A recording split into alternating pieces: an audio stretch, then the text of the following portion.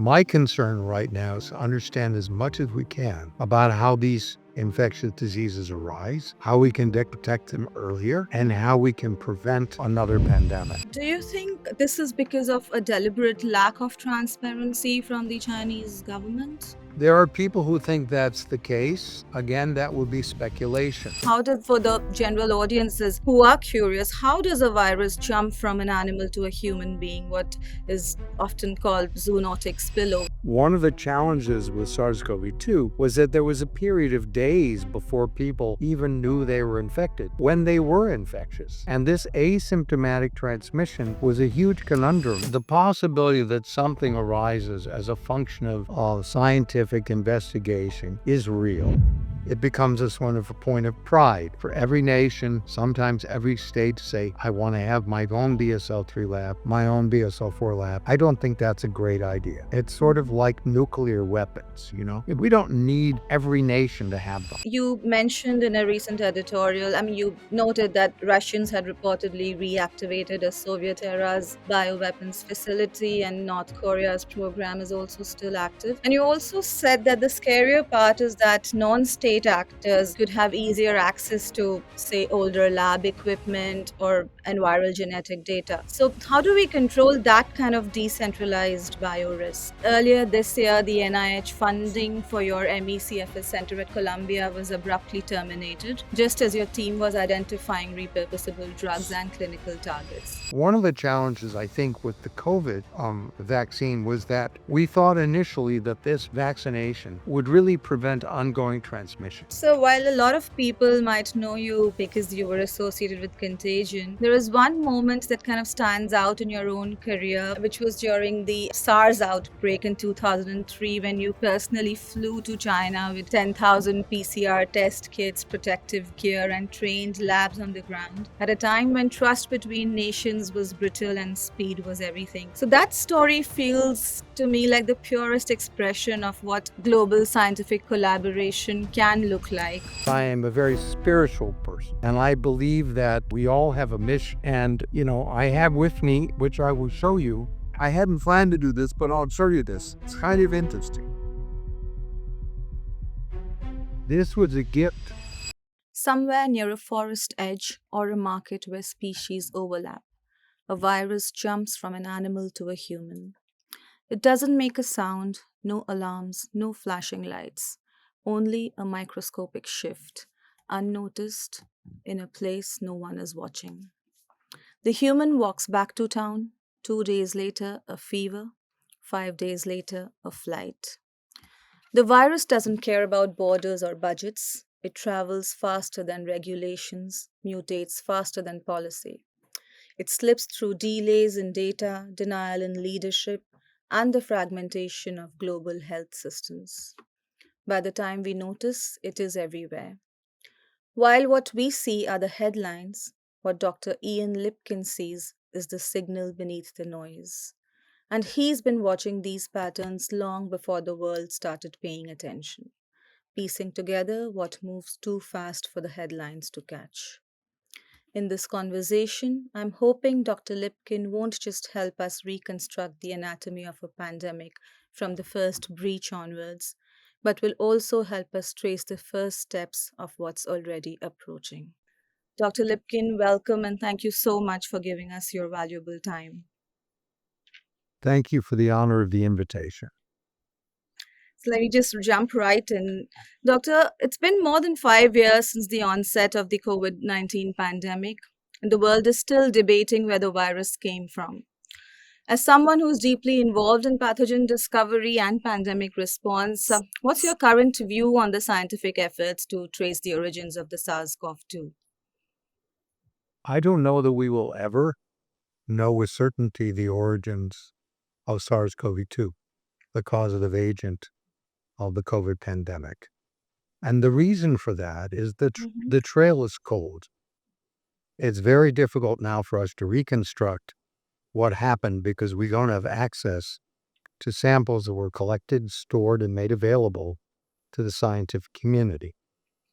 Typically, when we have an outbreak, we're able to get involved early to collect Yes. samples from people and from animals and to Mm. determine the origin and the timing and the way in which it's evolved. That's not been possible with this particular pandemic because the sampling was not optimal. And what would we mean by optimal sampling? First thing we want to know is when this virus jumped into the human community, presumably from an animal. Mm. To do that, we would have to have antibodies that we could detect that indicated exposure to this. This means that these samples have to be collected prospectively, they have to be stored, and they have to be analyzed. There are no such samples. We've looked for them. Whether they were collected and discarded or never collected, I don't know. The other way in which you can do this is to collect samples that contain the virus itself and to track how it evolved over time. There have been efforts to collect materials from the market that has been implicated, at least in the amplification of that virus, and those have shown that there were species of animals that could have become infected with the virus, and there are sequences of the virus that are from the same stalls where those animals were housed. But that is not the same thing as detecting the infectious agent in the animal. This is what we did during the first SARS outbreak back in 2002, 2003. Yeah. We cannot do this with this outbreak, as I say, because the samples are not available. We do know that there were large numbers of animals, up to 40,000, that were present in the market. Many of them could have been infected. And based on analogy, what happens in other outbreaks, we think that it's likely that the market was a place for amplification and growth of the virus. We don't know yet whether or not the virus originated there or in humans and went to animals or some other thing. We can discard a few possibilities. There have been Do you a think? number of animals. I'm sorry. No, Go. no, no. Go ahead. I'll interrupt. To finish your There, response. there have been discussions of frozen animals coming from other parts of the world and somehow being thawed and releasing virus. I think we can exclude that because we know that the closest relatives of this virus were present in South Asia, in Southeast Asia. And we also know that there were bats and other animals that, again, that could have been intermediates. So if I were asked to put my money on where the virus originated, I would say was a wild animal market, quite possibly the Wuhan seafood market that people have been talked about implicating. Can I say for certain? No. Do you think this is because of a deliberate lack of transparency from the Chinese government? There are people who think that's the case. Again, that would be speculation. I Mm. can't exclude it. I can't confirm it. I don't know. What I do know is that early in the course of the outbreak, when I first heard about it, which was the middle of December, earlier than many other people, have Mm. dated the onset of the outbreak. And I don't know for certain at that time that it was in fact SARS-CoV-2, but that there were people dying and becoming very ill with a respiratory virus that in retrospect was probably SARS-CoV-2, is that for whatever reason, people didn't understand what the transmissibility would be like or what the fatality rates would be like, or that there Mhm. might be a phenomenon like long COVID. I don't Mm. think that that was deliberate obfuscation at that point. Could data have been released more rapidly? Probably so. But again, we're in speculation at that point. My concern right now is to understand as much as we can about how these infectious diseases arise, how we can detect them earlier, and Mm. how we can prevent, another pandemic. And I hope at the end of the interview we'll be able to talk about that because Yes. this is an area, where your listeners, I think, can be very helpful. Absolutely. So before we jump and do a deep dive into this entire thing, can I ask you how does, for the general audiences who are curious, how does a virus jump from an animal to a human being? What is often called zoonotic spillover? Could you explain the mechanism, why and how does it happen? Well, there are a number of ways in which this can occur. Okay. So in this instance, we're talking about a respiratory virus, but there are other examples where there are infections in animals that are transmitted by vectors, like mosquitoes or ticks, and some are waterborne. So there are many different ways. So Giardia lamblia, for example, which is an enteric parasite, is transmitted in water. We have examples of other respiratory pathogens, influenza, metapneumoviruses, and so forth, that can move from animals into people. And there are a couple of ways in which this occurs. One is Hmm. simply by having animals that are, releasing virus into the environment that then picked up by people.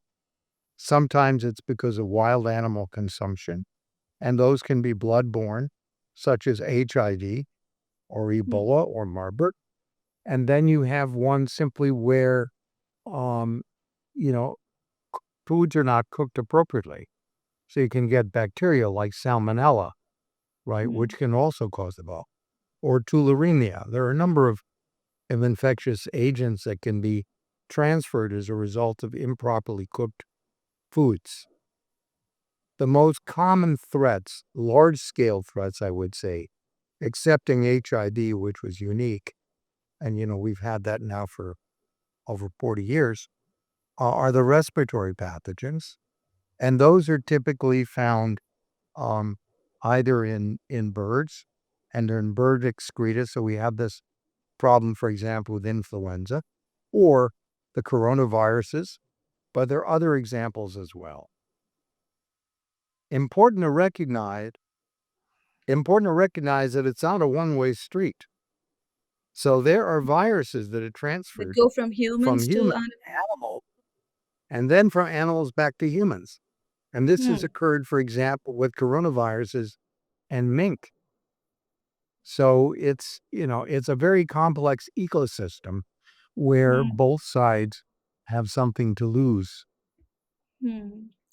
So just this month, I think the researchers in China have reported discovering new bat-borne viruses that could potentially over into humans. And there are other studies that suggest that certain coronaviruses might be just one mutation away from infecting us. How concerned should we be? I'm not sure that I can say that something is one mutation away or two mutations away. Hmm. I think some of that is alarmist Yeah. and is not really appropriate. I think Hmm. what we should say is the following: Hmm. there's an opportunity for these a wide range of pathogens, not just coronaviruses, but Hmm. also influenza viruses and other respiratory viruses like paramyxoviruses that can become more capable of a human to human transmission. And the question would be, how can we best address that proactively? So the first thing we need is detection, right? We need a warning system. We Hmm. need to know what is circulating where in Hmm. animals. This is the One Health concept. Hmm. Viruses that affect animals can Hmm. infect humans. We also need to survey continuously people who have respiratory disease to determine whether or not there are new Hmm. pathogens that we don't have defenses for, we don't have diagnostics for, we don't Hmm. have drugs, and so that we can prioritize the development of vaccines. So, this is what we call situational awareness. And this is something that has sadly um, been neglected for a very long time. For a while, it was emphasized during the heart of the pandemic, and we have unfortunately slipped back into complacency. And this is reflected by budgets, Hmm. people's investments because they claim that they have pandemic fatigue. And as one of our leaders in the United States said early during the course of the pandemic, stop testing. If you don't test, you won't know. And then the problem goes away, which is a crazy sort of notion. It's like the cartoon character who walks off a cliff and is fine until he looks down and realizes that there's no floor. So that doesn't work. We need to be better in terms of how we diagnose Hmm. infectious diseases, how we monitor them. We also need transparency. Now, then this is a new concept. I mean, in 2005, all the nation states of the United Nations signed to an agreement called the International Health Regulations of Yes. 2005 that stated every nation should have the ability to detect infectious agents within its borders and should be transparent in sharing that information with everyone else.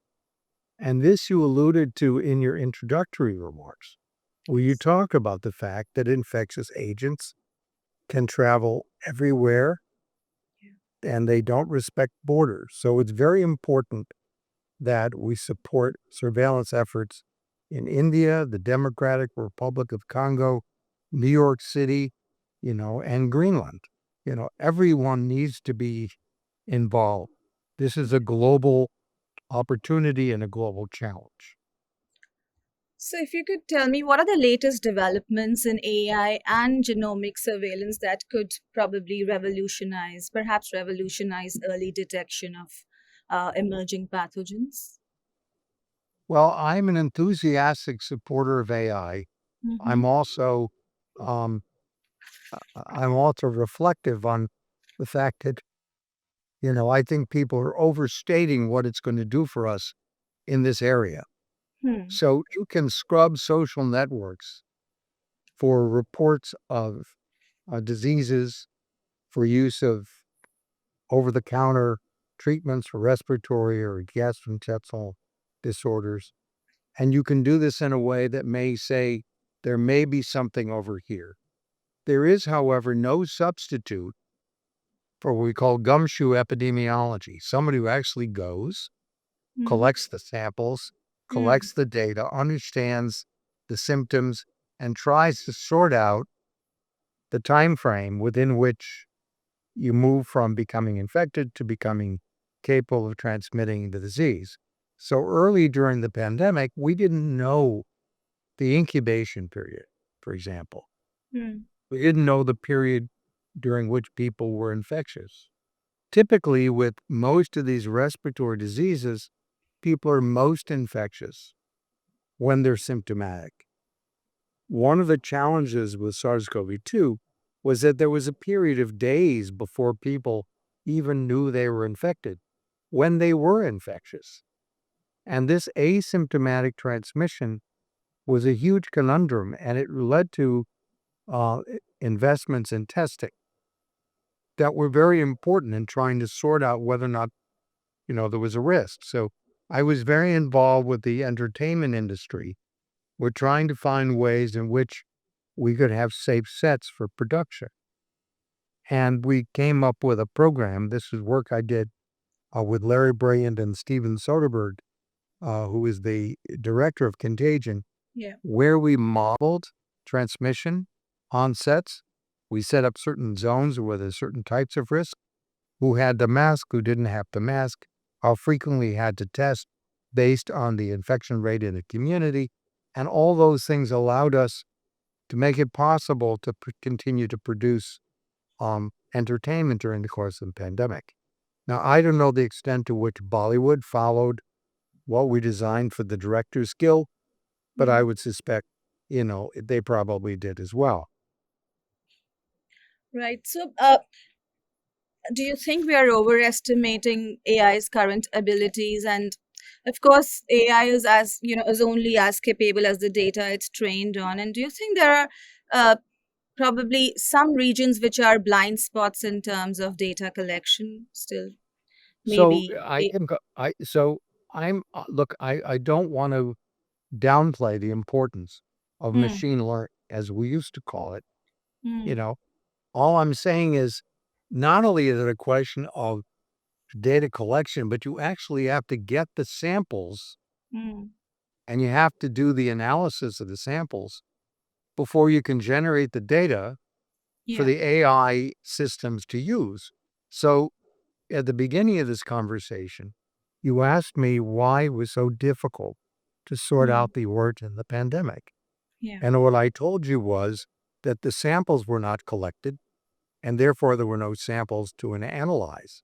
So Mm, without that kind of, without that precursor for what you need to do the work, an AI is just going to grind on no data, right? So you have to collect the data.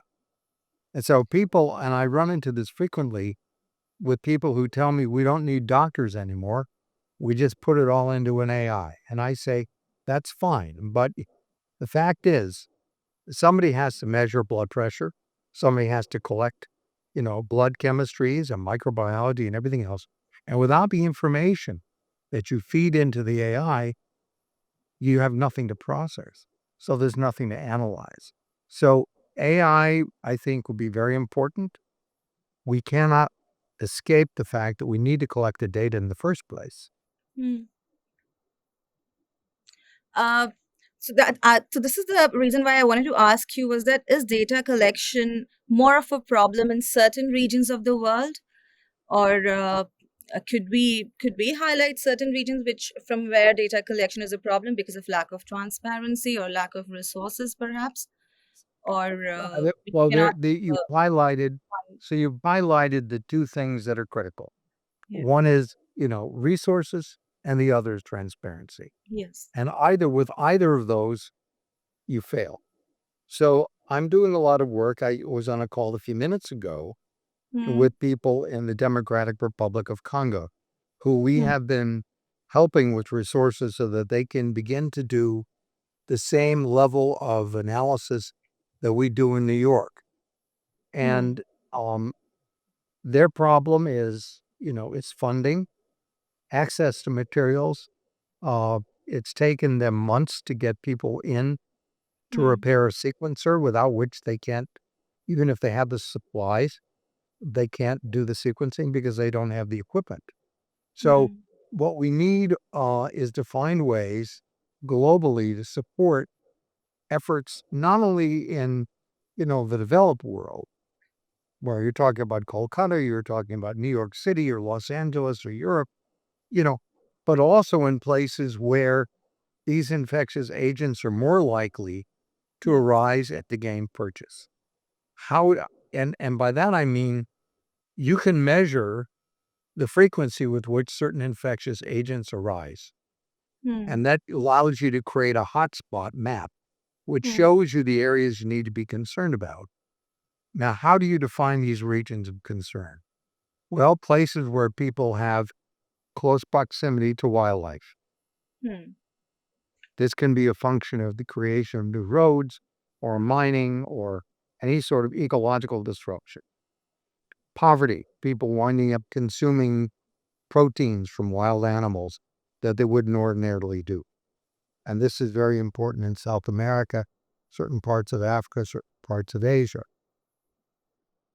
Areas of high population density, so that if something, is introduced into the human population, it can rapidly amplify.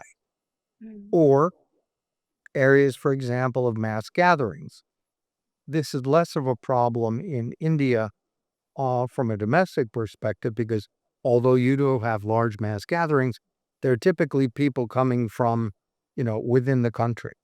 But if you take, for example, some Christian pilgrimages or Muslim pilgrimages and so forth, Hmm. where people come from all over the world, they congregate for a period of a week or so, and then they diverge and disseminate and go all over the world. You have a perfect opportunity for dissemination of viruses. So all of these areas where you have mass gatherings are challenges. You also have population migration now, right? People who are moving from places where there's no water, there's no opportunity, there's warfare, there's criminality, any of these things that lead people to move. So there is no place in the world, right, that doesn't have something at stake. And we need to begin to think of ourselves as one ecosphere, and we need to have global biosecurity. And that requires adherence to the international health regulation. And as I said earlier, every nation state signed on in 2005.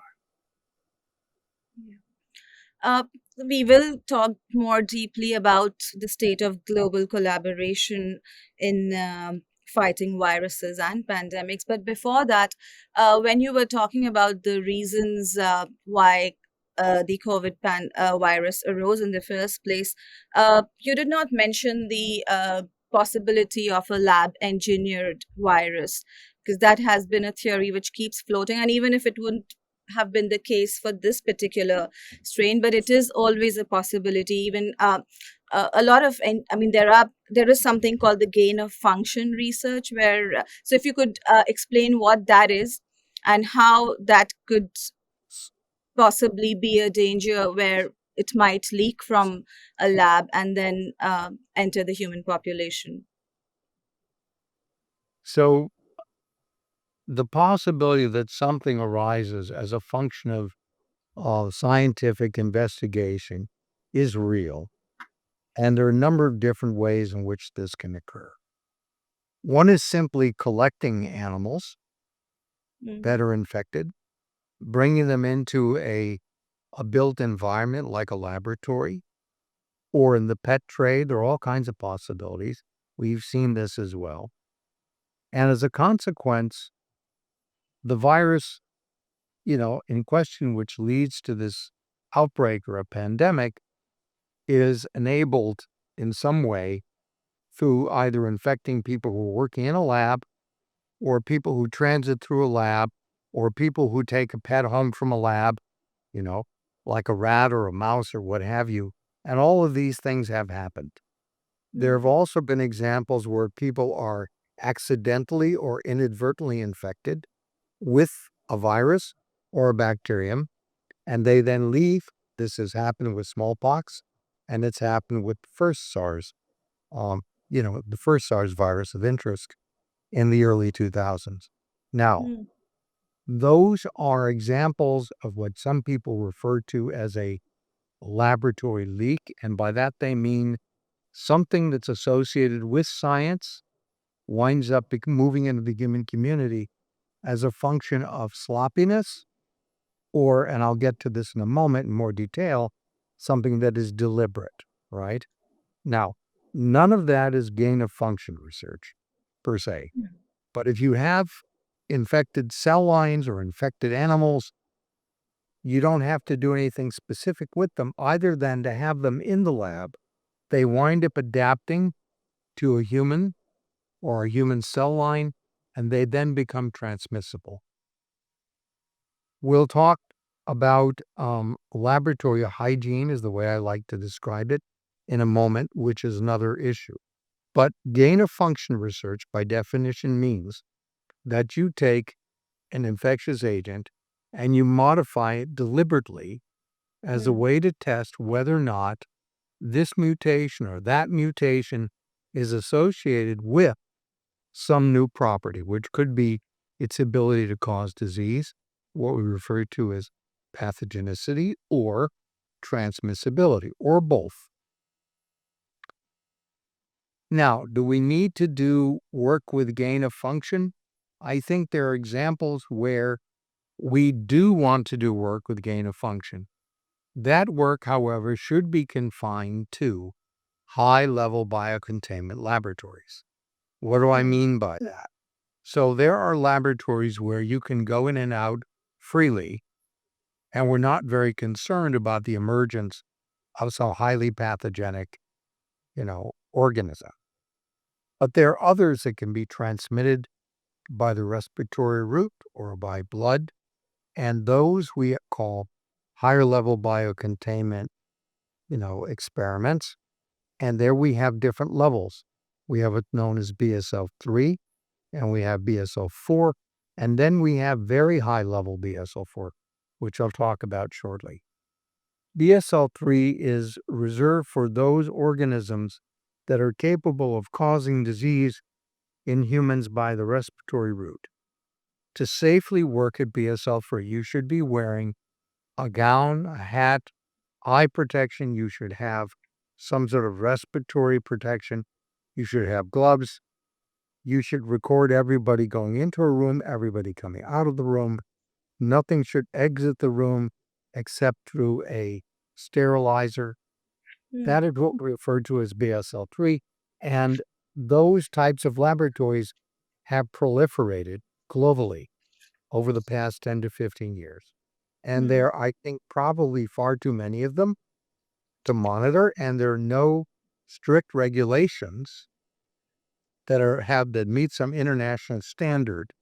And we have called for that in recent editorials where we discuss this as a problem. Then you have the BSL-4 laboratories. BSL-4 laboratories have all of those controls, plus the individuals working in BSL-4 laboratories are in what look like spacesuits, and the air that they breathe comes from outside of the facility. It's piped in, it goes out through a Mm. HEPA filter, and you don't have to worry about any sort of contamination. That is the highest level. Everyone pretty much agrees on what BSL-4 should look like. It's distinct from BSL-3. Now, there has also been a proliferation of BSL-4 labs. I think we have more of them globally than we need. It becomes a sort of point of pride for every nation, sometimes every state, to say, I want to have my own BSL-3 lab, my own BSL-4 lab. I don't think that's a great idea. It's sort of Mm. like nuclear weapons, you know? We don't need every nation to have them. We probably shouldn't have them at all. But with BSL-4s, we do need them. We do need BSL-3s because you need to be able to test drugs. You need to be able to test vaccines because unless you're sure that they're going to work and that they're safe, you cannot develop countermeasures for these infectious agents. So all of the things we've talked about so far are confined to what I would call, peaceful use of these kinds of measures, whether it's gain of function or Mm. a study of BSL-3 or BSL-4, or trying to characterize the agents in some way. There is concern now that there's been reactivation of offensive biological weapons research. Yes. Mm. And the reason for this is that unlike typical munitions, Mm. where the payload is delivered immediately, and that's the maximal impact at that very point when Yeah. something is detonated, with these biological weapons, they replicate. So the effect doesn't start and end with that first impact. It grows and grows and grows. Now, if you could vaccinate people against an infectious agent and then introduce another infectious agent for which people don't yet have any sort of intervention, you could cause an enormous amount of damage. It would be difficult to do this. I'm not saying that it would make sense from my vantage point to ever do this, but it would be very difficult to do this in a way that wouldn't threaten all of humankind because it's very difficult to vaccinate just your group. If you're talking about a nation, but I could Mm. envision a situation where somebody who was, very wealthy, who had access to certain kinds of resources, might do something like this synthetically and create something that would, for example, kill all pigs, right? If you Mm. didn't eat pigs, or kill all rice, or kill all whatever. You could do whatever you wanted to do. Um, and this is a concern that I have and other people have. It's not only for human health, but it's also for food security. So we've done work in the past. We've analyzed viruses that were killing all wild salmon and all domestic salmon. You haven't read about it because we were successful. And as a result, it didn't become a global problem. It was confined to Scotland and Norway, began really in the Scandinavia, went to Chile, and now it's not a major problem. We did something similar with tilapia. which we first identified in the Sea of Galilee or Lake Canard, whatever you want to call it, um, in the Middle East, and then that spread all over the world to Egypt and the Philippines and Ecuador, and I'm sure you had it in India. That's another example of billions and billions of U.S. dollars worth of fish were lost. I wish I could convert that to rupees for you, but take my word for it. It was a huge economic problem and a huge loss of protein. So again, the cornerstone is really surveillance, Hmm. and I hope we're going to have a chance to talk about that. Yes, we will. But before that, you mentioned in a recent editorial, I mean, you noted that Russians had reportedly reactivated a Soviet era's bioweapons facility, and North Korea's program is also still active. And you also said that the scarier part is that non-state actors could have easier access to, say, older lab equipment or and viral genetic data. So, how do we control that kind of decentralized biorisk? So let me first say that I'm not aware of any other nation states where there's a high risk of people proceeding with biological weapons research. The biodefense research, yes, but to create offensive weapons, the only places that seem to be seem to be, you know, possible sources are the ones that I mentioned. Now, can you produce using synthetic genomics, infectious agents? Absolutely. Um, this has been increasingly worrisome for those of us in this community because initially people could only stitch together very short genomes. Now we can make smallpox de novo, or we could take another virus and add genes that would make it more pathogenic. There is no way to really defend against that because the equipment that's required to build these things is increasingly available. Now, there are foundries, which is what they're called, where people make synthetic genomes for research and medicinal purposes, and they monitor the requests that they receive. But the equipment that they say, for example, we talk about iPhones, you want to go back 3, 4 generations, you can get earlier generations that allow you to get to the same endpoint.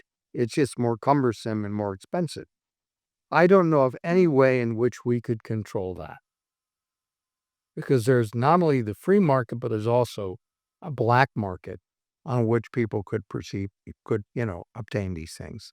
So again, the key is going to be situational awareness, surveillance so that if something new appears, we can rapidly find ways to contain it and to mitigate the damage that it causes. So you had mentioned that you don't know of any other states that are currently involved in developing weapons. So can I just ask you, so what could be your credible source of information about that? And uh, shouldn't U.S. and its allies should also be held accountable as far as standards of um research on bioweapons is concerned? How can you say that other countries are not involved, or where is that piece of information uh, coming from to you? So, first of all, we do know that there has been work done of this sort in North Korea. We also know that it was done in the Soviet Union because there were biological weapons inspectors from the UN who went into these sites when they were deactivated. And we Hmm. also know from satellite imaging that there has been restoration of these buildings that were originally associated with producing these weapons. Now, we don't have UN biological weapons inspectors going Yeah. into North Korea or going into Russia. So we cannot say with certainty, but it doesn't make any sense that you would rebuild these facilities unless you intended to use them. Now, bioweapons and biodefense are very different. So, Hmm. are there places where people are growing infectious agents that pose threats to humans? Yes, they're doing this all over the world. They're doing this in the United States, at the NIH and at the CDC. They're doing it in China, at a variety of labs that I know about. They're doing it in India at the NIV in Pune. They're doing it all over the world. They're doing it in Europe. But in those instances, people are not trying to develop weapons. They're simply growing infectious agents so that they can test the impact of vaccines and drugs, so that in the event that something were ever to happen, we would have tools to control them, to reduce morbidity, to reduce mortality, to reduce the economic consequences. And that is defensive. That is very different than what we're talking about elsewhere. And I can tell Hmm. you that at least, my knowledge of India and of the US and of Europe and Australia, I can tell you that nobody is making weapons. We just are not doing that. And that's What very about different. Israel? I'm sure Israel is not doing that. We would consider these things to be war crimes. This is a war crime. It's strictly prohibited. Yes, but anyway, that would be a different discussion. I just wanted to take. No, no, Um, I want to go into this. I mean, we have, and not to, anywhere in the Middle East. I have no evidence, for example, that anything like this is going on in Saudi hmm, Arabia, Iraq, Kuwait, Israel, Turkey, Iran. There's no evidence that anyone is doing anything of this sort. I mean, this is really, as I say, it's a war crime to build these kinds of things. yes. Dr. Lipkin, is another aspect I wanted to explore before we go into how to fight this. Is there, there is, I don't know if there is any scientific legitimacy in this, but it's just out of curiosity that millions of people are nowadays sending their cheek swabs to companies like Ancestry, DNA, etc., to trace their heritage. It seems like a pretty harmless thing to do on the surface, but do you think the mass collection of such personal genetic data pose a real biosecurity risk, especially in an age of synthetic biology and the rising geopolitical tensions? That's a very interesting question that no one's posed to me before. I don't think it poses a biosecurity risk. I think it Mm-hmm. poses other risks. I think that if people can identify fingerprints, they may decide, for example, you're not eligible for insurance because you have a certain type of risk. They may decide that they do not want to invest in you as an employee because maybe your lifespan won't be as long as they might like.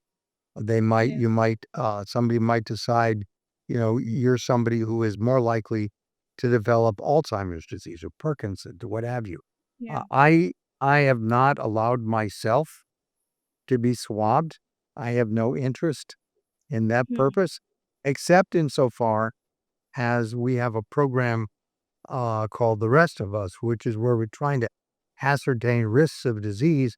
But in that instance, everything is strictly anonymized, so that you don't have any sort of risk of that sort. But if you send in your sample to 23andMe or some other such group, Yeah. right, and they don't have the same kinds of privacy protections, your personal information is at Yeah. risk.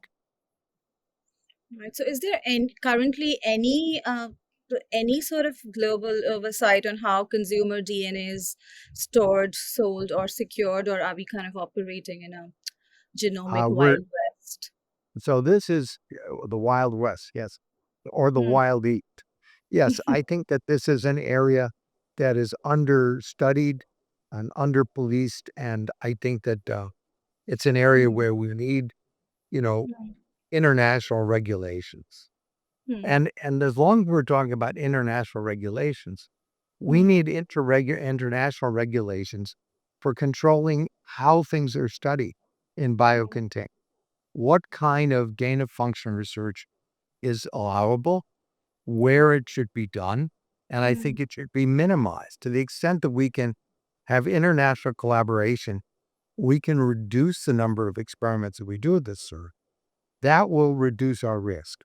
So when we think about risk with biological research, the Hmm. first and most important thing is you can use a surrogate, right? So that you don't work with the real infectious agent. If you can eliminate the problem in the first place, that is the best, always. Then you get into issues of how you do the work, biocontainment, personal protection, and surveillance in the event that there's some sort of a misadventure. But the best thing to do, first of all, is to decrease the number of times that you do it.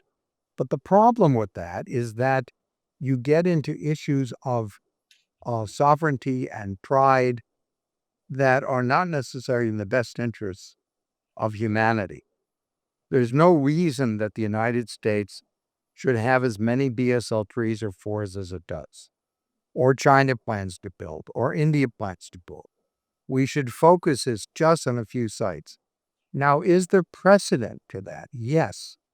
The only places where there is smallpox is one lab in the United States and one lab in Russia, and that's it. We don't have smallpox anyplace else. This means that the risk of smallpox experiments and inadvertent release is dramatically reduced, except now that with synthetic biology, if you wanted to, you could recreate smallpox de novo. But that's a separate problem. Dr. Lipkin, we've spoken about science in the context of emerging pathogens, bioweapons, and geopolitical tension. But sometimes political pressures can also impact science more quietly, probably through funding decisions. And earlier this year, the NIH funding for your MECFS Center at Columbia was abruptly terminated, just as your team was identifying repurposable drugs and clinical targets. And this came amidst a broader federal investigation into Columbia's campus climate. And the official reason points to a federal civil rights investigation. But many see this as part of a broader climate where US political alignment, including its very strong pro Israel stance, begins to intersect with how institutions are scrutinized and penalized. How do you see this political entanglement affecting long term, nonpartisan biomedical research? And especially when it jeopardizes progress for underserved patient populations. So this is a very complicated question. Hmm. And so it's going to take me a little time to work through it, but I will address each of the individual components.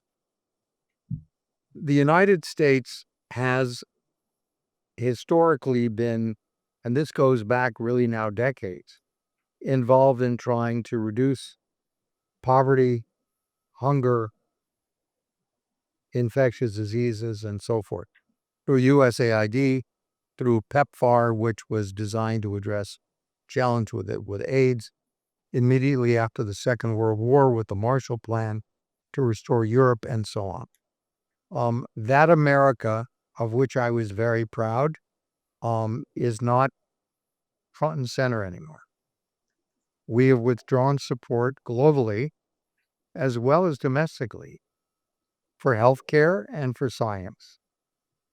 And that has impacted our ability to do surveillance and to discover, insights that could lead to drugs that could mitigate everything from Alzheimer's disease and cancer to schizophrenia.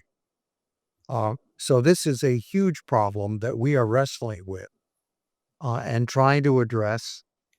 But frankly, we have had to lose many members of our staff. So we are a smaller laboratory group and we can't do as much as we used to do, either domestically or internationally, to support the very things that we've talked about, whether that be diagnostics, discovery, surveillance, supportive decisions about what vaccines should be made and how.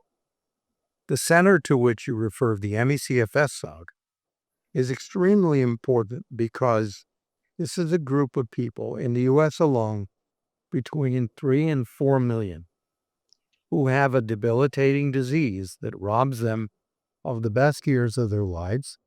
It also hurts us economically to the cost of $50 billion annually.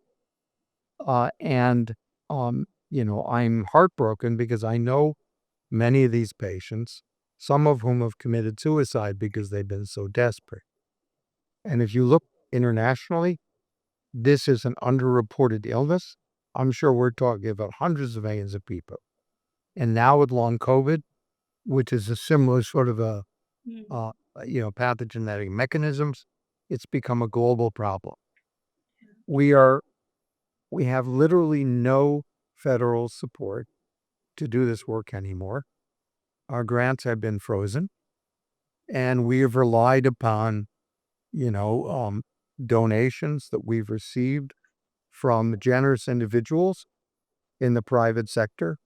They're doing the best they can, but no one can replace federal government funding. We've also seen, recently, and I wrote an article, a few months back about vaccines and, the reluctance of people to support vaccines in this government because they think that somehow this is associated with causing autism or attention deficit hyperactivity disorder, for which there is no evidence. And we actually have done the work to show that the people who made those reports, making those links, cannot replicate their own work. And that the roots of those disorders, like autism, are apparent even during pregnancy, because you can find abnormal levels of certain proteins and products of cells in the blood of mothers with the first trimester visit. So clearly, this is not something that's associated with receiving vaccines. That said, there's been a sort of a disinterest in promoting vaccines and an active discouragement of promoting vaccines. The most, obvious example of that is the preservative thimerosal. Thimerosal is a mercury additive to vaccines that allows you to have multivalent, multi-dose vial, which reduces the cost. You can produce single-dose vaccines, but it's very much more expensive. That said, when there was concern about mercury and thimerosal being a problem and causing risk of damage to children, it was removed from childhood vaccines. There was no change in the amount of autism, what we call the incidence of autism, after that was removed. So clearly, you could not implicate mercury in these vaccines. And MMR, which prevents measles, mumps, and rubella very effectively, requires that 90 to 95, actually 95% of the population be immunized. As people have stopped immunizing, and some people for religious reasons, other people because they believe in what's come out of the mouths of people who really don't understand anything about vaccines, has resulted in outbreaks of measles, in populations that should have been protected. So it's not just a function of reduction of money. The reduction of money has been, is a huge impact on me professionally, the people who work with me. It's led to an exodus of U.S. scientists to other countries. Makes no sense economically. It's not going to save any money. Quite to the contrary, it's going to make things worse. And in addition, we have these other problems with the rejection of some of the greatest advances in the history of medicine, and that is to say vaccination. So if we think back to the beginning of the U.S., the founding, the Continental Congress and the armies and everything else, George Washington, the father of the United States, the first president of the United States, vaccinated his troops against smallpox. So we're actually less advanced. If we're moving away from vaccines, we're less advanced than we were in the 1770s. I mean, this doesn't make any sense to me or to my colleagues. But we're not being effective, I think, in addressing this problem. I mean, you spoke about this kind of skepticism, the growing skepticism, and in India right now there have been so many cases, doctor, where I mean, not statistically, but they have just come in the public imagination. They've kind of played a huge role because a lot of young celebrities have died due to sudden cardiac arrests, and they all, and the public narrative is that it is because of the COVID-19 vaccination.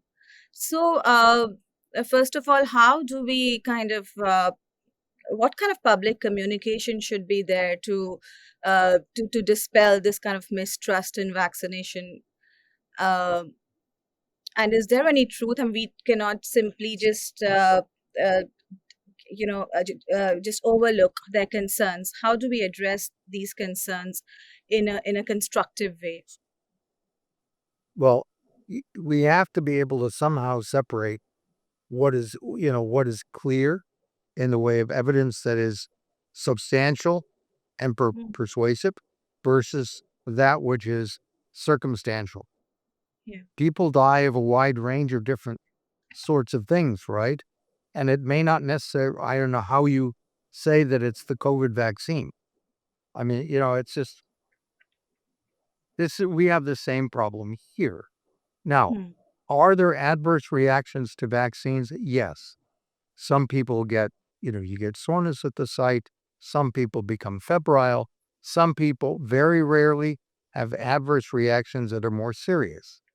But Hmm. before you conclude that just because somebody has received a vaccine and they have some sort of an outcome that is 3 weeks later or 4 weeks later or 6 months later, how you know that that was due to the vaccine? You know, I think that the burden of proof should be on the individual who claims, just like any other sort of legal arrangement, right? You have to prove beyond a reasonable doubt. That is the English common law system that you have and that we have, that you can say the vaccine is guilty. Now, we have tested these vaccines in large numbers of people and have looked at safety, efficacy, and so forth. Is there a possibility that some small proportion of people may have disease? Yes. But that's not the same thing as saying that every time a celebrity becomes ill, you can implicate the vaccine. So Hmm. I would have to look at those data. Now, would it make sense to collect everybody who says that they had an adverse reaction to a vaccine and to create some sort of genetic database and find out whether certain risk factors that Hmm. might be associated with an adverse reaction? I would be all for that. I think we could do that. That could be done nationally or internationally. It probably would have some value. Maybe we will find something. So there Hmm. are people, for example, who have certain types of underlying immunodeficiency disorders who Hmm. may not be candidates for certain types of vaccines. And those people are accepted Hmm. from the rule of vaccination. Now, one of the challenges I think with the COVID um, vaccine was that we thought initially that this vaccination would really prevent ongoing transmission. It, early on, it was, but as the virus began to evolve and became more competent and capable of infecting more efficiently, that particular advantage was lost.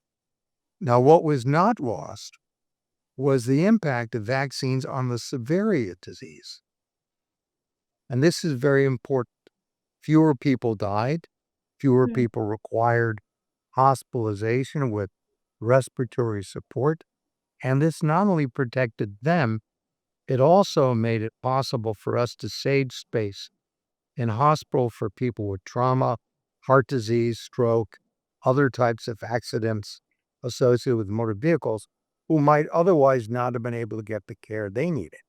It also reduced medical costs, right? So it had less of an impact on economies.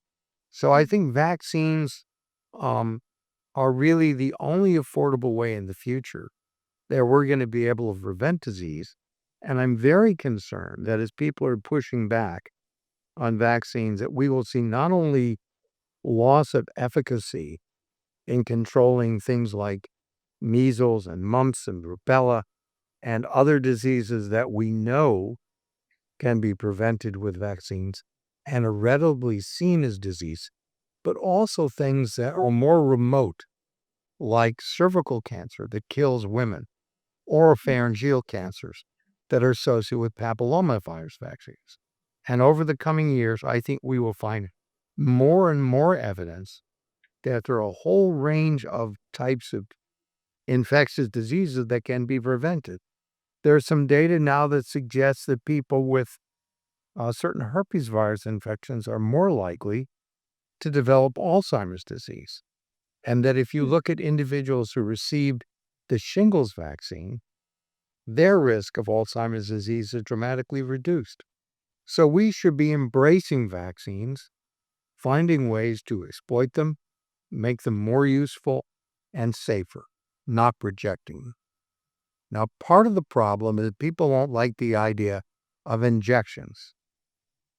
And I did some work early on during the pandemic where we found that if you could give people vaccines that would be nose drops or orally ingested and so forth, that the uptake would be, less of a problem. People would Mm. accept that. Right. I think the problem is probably caused due to the sort of irresponsible messaging on social media. There's so many influencers with no scientific data or understanding who kind of propagate such sort of narratives, if at all. So, what do you think should be the ideal role of, say, anthropologists or communicators? You were very involved with a movie called Contagion. So, what is the role of artists and people in the cultural community to develop a sort of communication that is far more constructive and scientifically rooted? So 7 years ago, I gave a talk in Mumbai.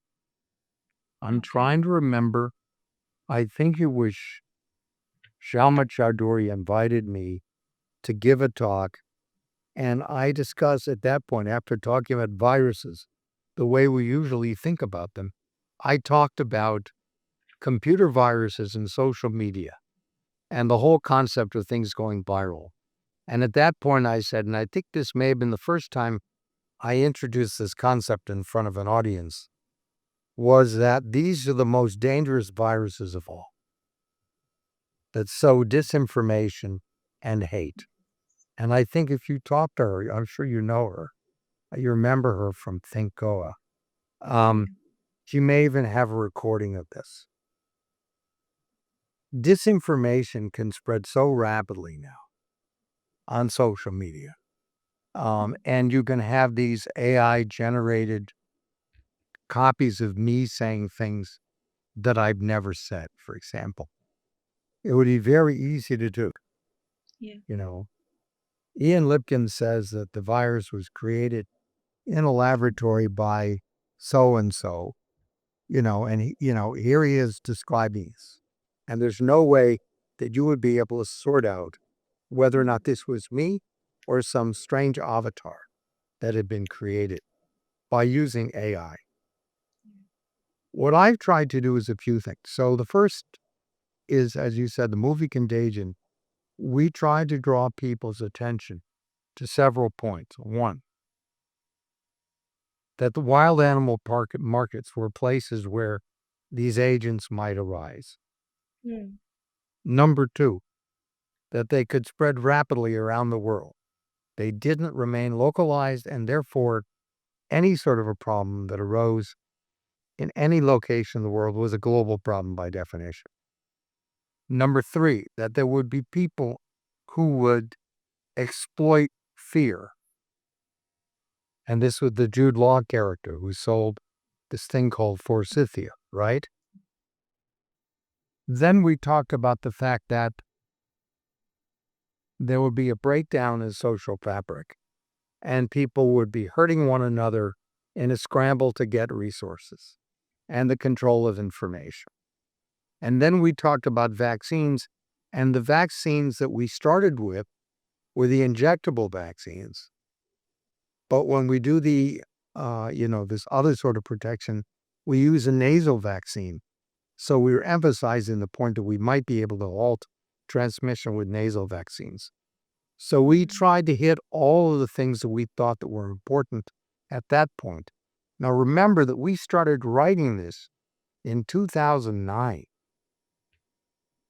So this is, more than a decade Yeah. before the appearance, right, Yeah. of SARS-CoV-2.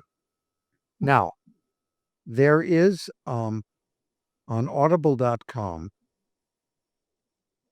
the screenwriter, Scott Z. Burns, the original movie Contagion, has a series where he talks about trying to use AI as a co-screenwriter to develop Contagion 2. Hmm. And I would encourage you to take a look at that and maybe include a link. You can get a free subscription, I think, for 3 months, which is enough time so that you can actually hear this. And it's quite fascinating to see what the AI comes up with in thinking about Contagion 2 and how this might get to studio executives and how this particular thing might evolve. And it was a lot of fun, and I was very involved in that as well. Early during the pandemic, we put together public service videos where we tried to tell people how they could keep themselves safe. We also did them after the vaccines became available to try to persuade people to get vaccinated. These were widely distributed. I spent a lot of time talking to Shoma and doing things, on her video series during the course of the pandemic in India, because I love India. I mean, it's a wonderful, wonderful country. And many of the people working me here are Indians who've been very creative and important in developing the tools that we use. So I believe that social media is very important.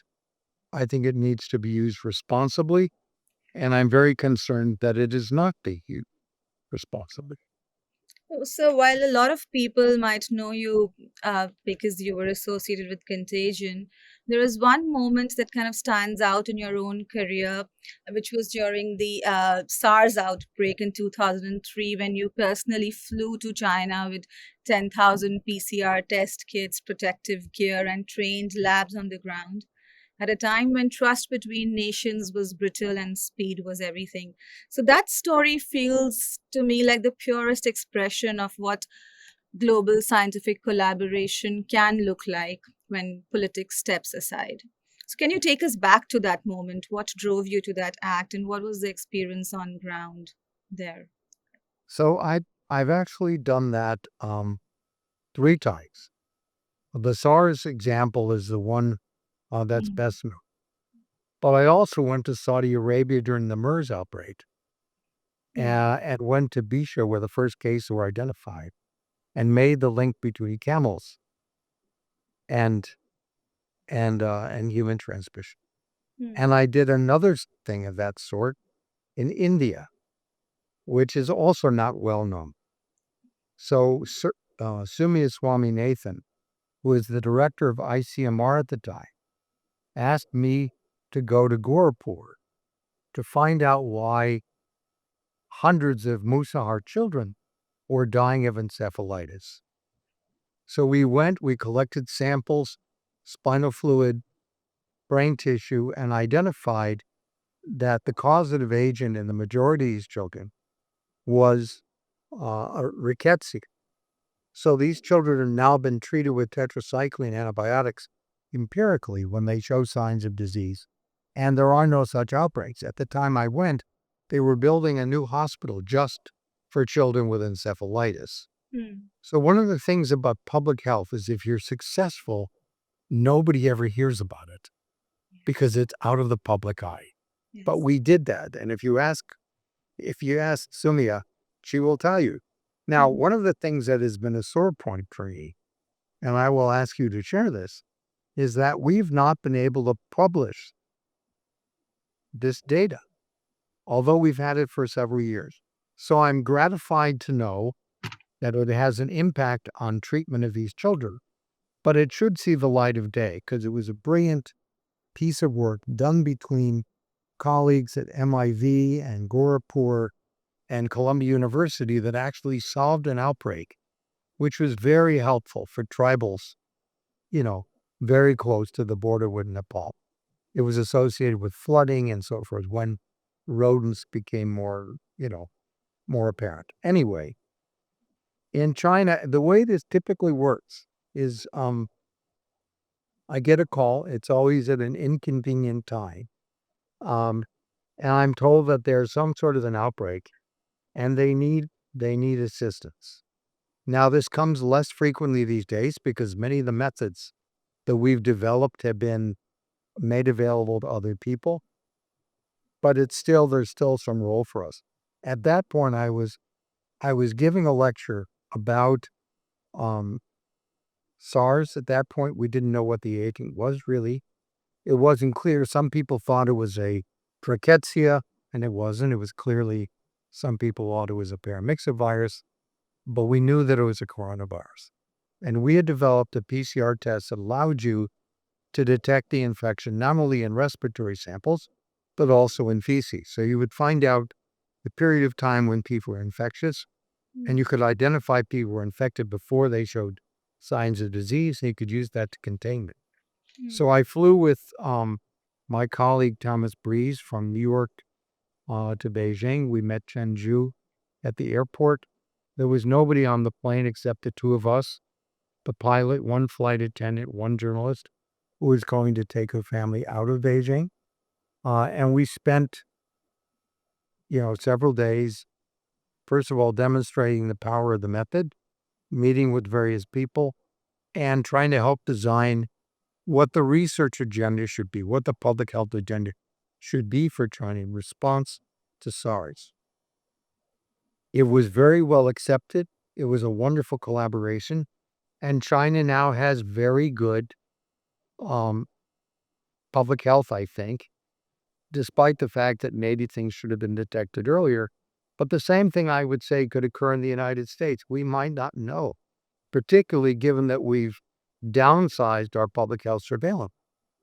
So we could easily become the site for the emergence on some sort of a novel infectious agents, as could Kolkata or Mumbai or any place else where the investment has decreased as a function of pandemic fatigue.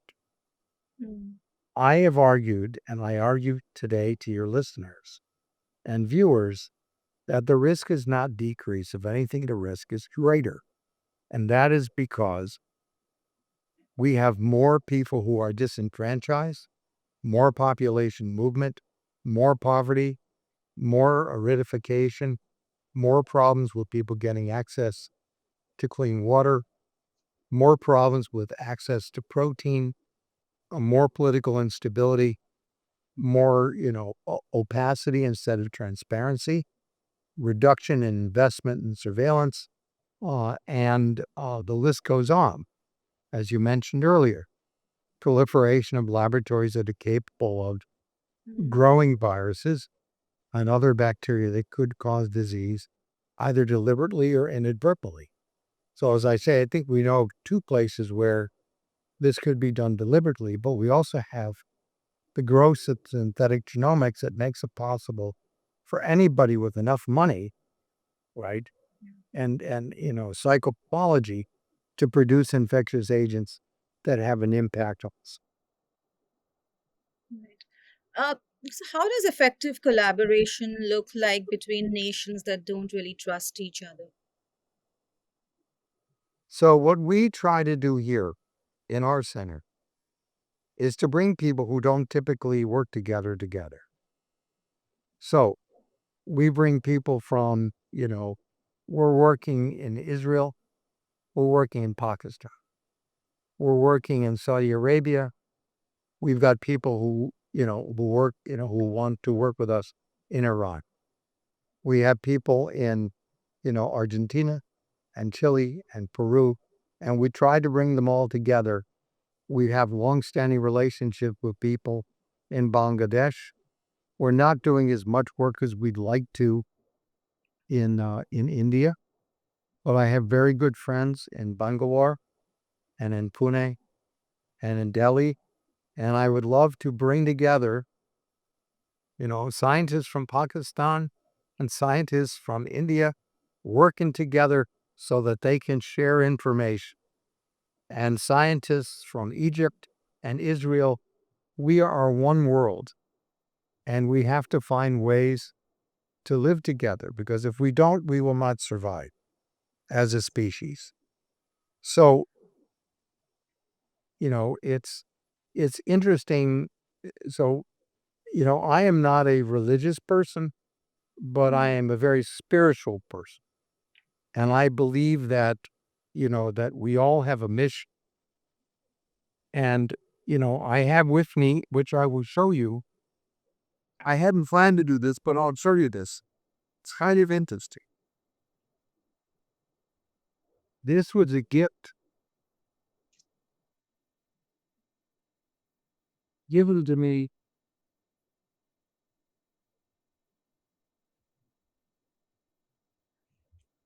by a follower of a very famous sage. Is And that this the was his Rudra?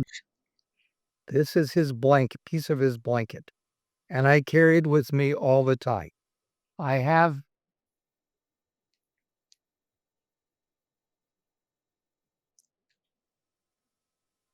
this is a medicine stick from a Native American, right? A different type of Indian. Yeah. I'm a Jew. I don't worship, I don't go to any sort of religious events or so forth. But we have this saying, it's the most important ethical thing. And I think it applies to all religions. And that is the admonition. It says, save the world. So you doing your journalism, me doing my science, wealthy people who have resources, it is our goal together to Hmm. save the world. And this should be our focus. Absolutely. So, but if you had the luxury of redesigning pandemic response architecture from scratch, what would be the one non-negotiable? Transparency.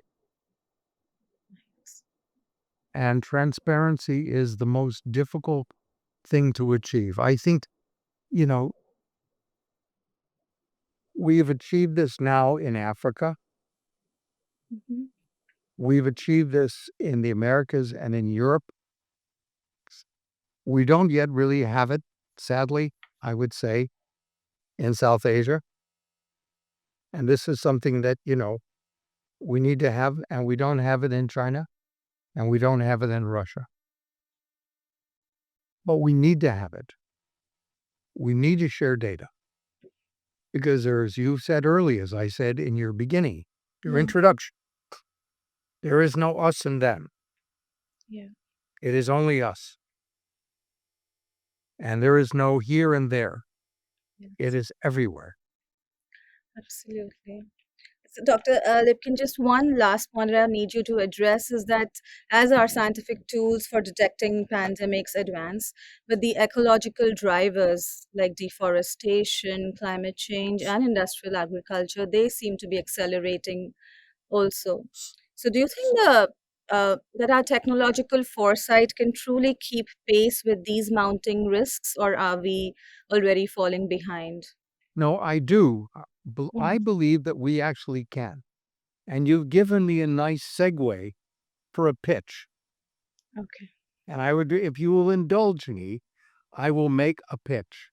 absolutely. Go ahead, sir. Okay. So, what we need for surveillance is something that is inexpensive, portable, sensitive, and reliable. We have built something like this. We have the ability to make something that would allow you to go off to analyze wastewater, to analyze clinical samples, which should be in the nature of $25 to $50 US for a sample. In an outbreak, you don't need to do more than 2 or 3. And it's going to fit into the trunk of a car. so you can transport it easily. We need to build this. We need $5 million. If I can get this allocated, we can produce the first prototypes. Then we can begin producing this for less than $150,000 US. We could send 100 of them to every country. You could put them in emergency rooms. You could put them in public health hospitals. And people would be then able to diagnose infectious diseases, decide which antibiotics to use, which vaccines we need, and you could do this in a period of 4 to 6 hours. It is so inexpensive. It is so highly leveraged, and we will make it free for public health. But I need somebody who has the resources to say, yes, let's do this. We can name this for anybody who wants to do this. We will name it for you. We don't care about that. We just want, as I say, the idea is really, it's save the world. This is what we need to do. Sir, I can promise you that I will do my best that your pitch reaches, and also the earlier sore point you mentioned, it reaches the relevant ears. And thank you so much for this. And I just want to say in the end that Dr. Ian Lipkin has shown us that pandemic intelligence is not only about sequencing genomes or building faster diagnostics, it's about seeing systems clearly, acting before signals turn into sirens, and designing a world that's not just reactive, but resilient by design. But resilience is not only scientific, it's moral. Because when life changing research like MECFS is brought to a halt, not by a lack of insight or failure of evidence, but by what increasingly resembles a campaign of politically motivated, ethically unmoored, and structurally reckless decision making, we are reminded that the fragility of systems isn't just biological, it is institutional and human. If pandemics are tests of collective intelligence, then this isn't just about beating the next virus, it is about evolving fast enough and ethically enough to meet it. Thank you, Dr. Lipkin. My pleasure, and good luck to you. Dr. Ian Lipkin has shown us that pandemic intelligence is not only about sequencing genomes or building faster diagnostics. It is about seeing systems clearly, acting before signals turn into sirens, and designing a world that's not just reactive, but resilient by design. But resilience isn't only scientific, it's moral. Because when life changing research like MECFS is brought to a halt, not by lack of insight or failure of evidence, but by what increasingly resembles a campaign of politically motivated, ethically unmoored, and structurally reckless decision making, we are reminded that the fragility of systems isn't just biological, it is institutional, it is human. If pandemics are tests of collective intelligence, then this isn't just about beating the next virus, it is about evolving fast enough and ethically enough to meet it.